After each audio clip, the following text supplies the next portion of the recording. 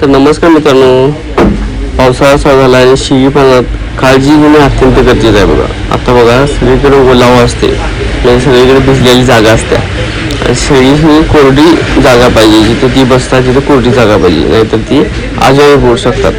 म्हणून मी काय केलंय, आता माच्या बनवणार आहे. तर मित्रांनो, मी अशा प्रकारे घेतलेलं लाकूड आणि त्याच्या बेंचावर गेलो आणि त्यांना मी कटिंग करायला लावलं बघा.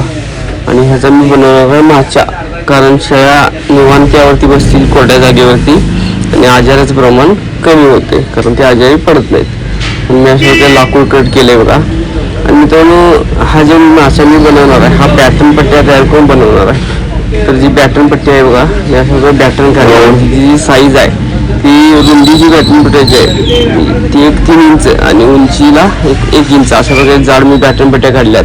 आणि अशा प्रकारे मी जाऊन पॅटर्न मारले बघा. मध्ये मध्ये थोडा गॅप ठेवून अशा